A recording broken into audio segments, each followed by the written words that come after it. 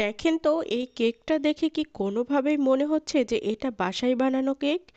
হ্যাঁ, এটা কিন্তু একদম বাসায় হোমমেড কেক।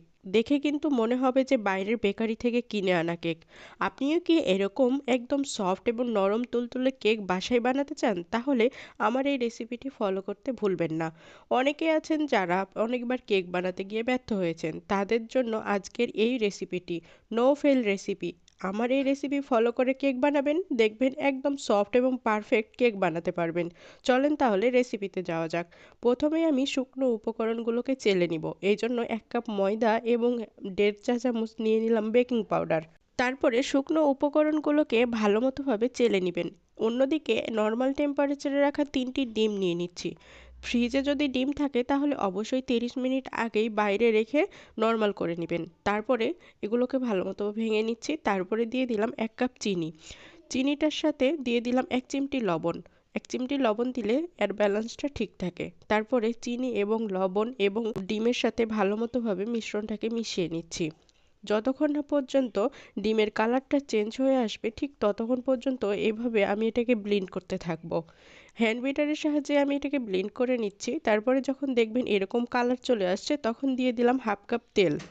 1/2 কাপ তেল দেওয়ার পর আবার ভালো মতোভাবে মিশ্রণটাকে মিশিয়ে নিচ্ছি।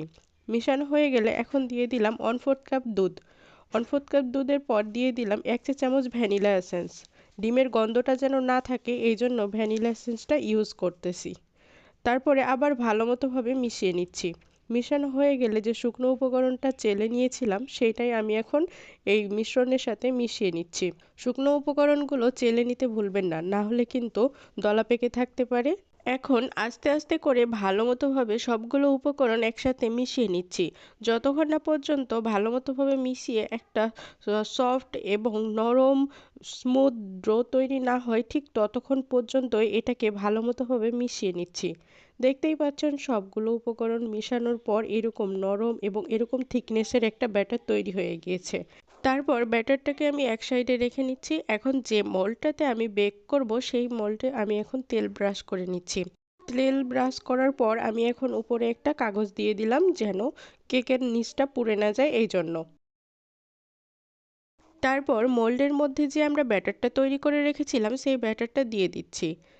এই পর্যায়ে আমি ভালোমতোভাবে ব্যাটারটা ঢেলে নেওয়ার পর ভালোমতোভাবে ঝাঁকিয়ে নিচ্ছি যেন কোনো বাতাস বা ফাঁকা জায়গা না থেকে যায়, এবং অন্যদিকে একটা টুথপিকের সাহায্যে আমি ভালোমতোভাবে এটাকে মিশিয়ে নিচ্ছি যেন কোনো বাতাস না থাকে।